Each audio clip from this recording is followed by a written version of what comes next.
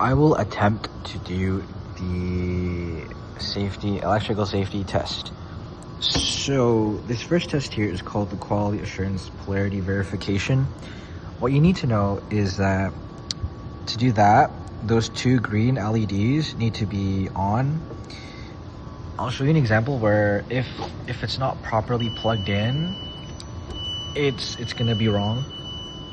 So see how it's like one LED on it right now? That's how you know it's not ready for testing, and you shouldn't be doing any testing if there's only one LED on. I'll put it back into that receptacle over there, and now we have two green LEDs.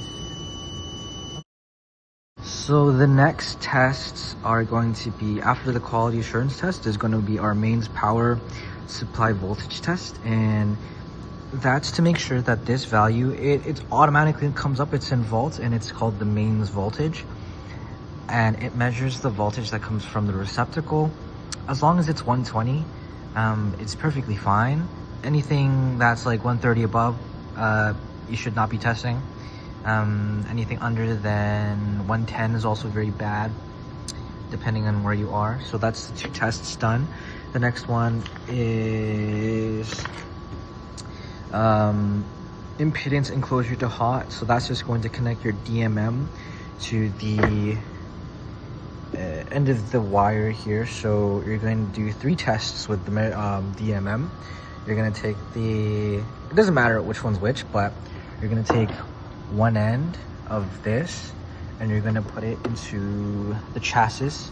So where the Kelvin clip is right now, you put one end there, and the end of the multimeter is going to be one's to hot, one's to neutral, one's to ground.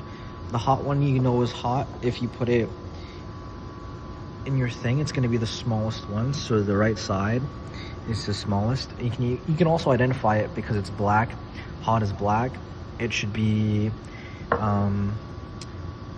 all of them should be almost the same, but let me just go through the wires real quick. The white is neutral, and the green one, bottom pin, is going to be ground.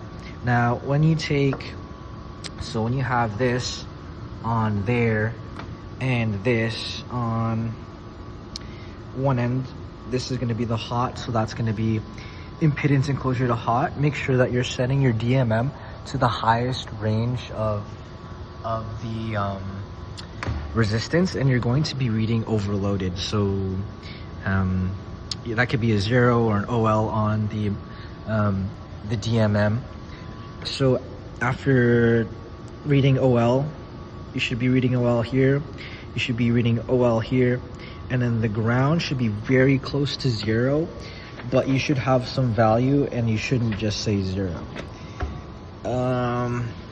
Yeah, she must be some value. It could be like, I think it was 0.001, but as long as it's it can't be greater than 150 milliohms.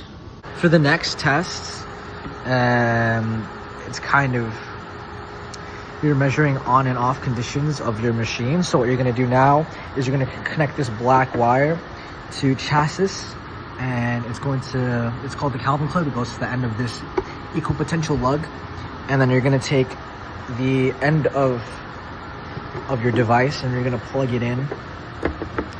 Now, depending on the tests, all of these tests are done with this device, and all you need to do is to match whatever the main one is.